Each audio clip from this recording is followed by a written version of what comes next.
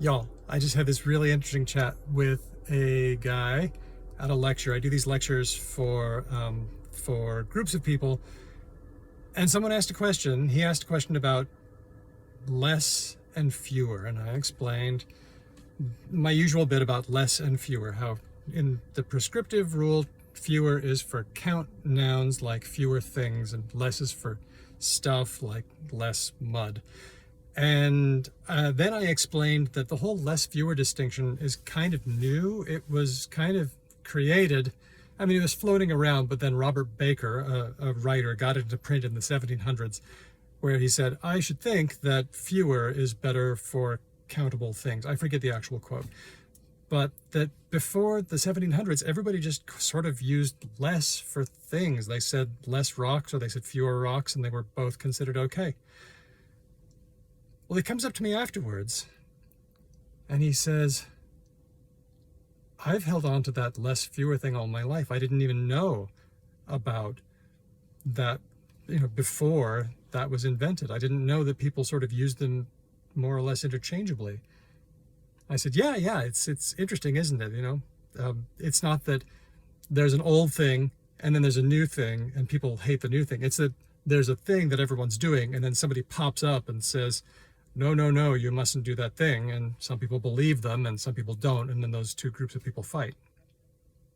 And he said, well, I don't know what to do now. I said, what would you like to do? He said, well, I've been holding on to that for all my life. And now I know that it's not quite right and I don't know what to do. And it reminded me of what my pal Ellen Jovan from Grammar Table said in our episode. It was like, there's a pain, and she acknowledged, she does this at the Grammar Table. She says, I want to acknowledge that pain.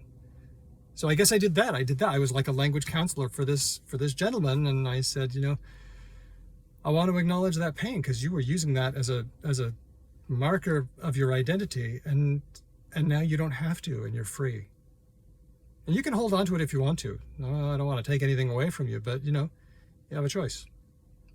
It was so interesting, and I think that it's very common for people to do this, to hold on to irrelevant and unnecessary grammar prejudices or grammar superstitions or language or usage superstitions. And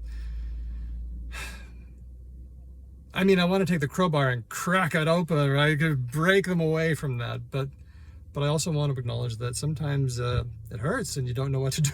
You don't know what to do with yourself. So if that's you, just let me say you've got choices, and you can do what you want. You can hold on to those things if it's so important to you, or you can find a better way, and I'm here to help.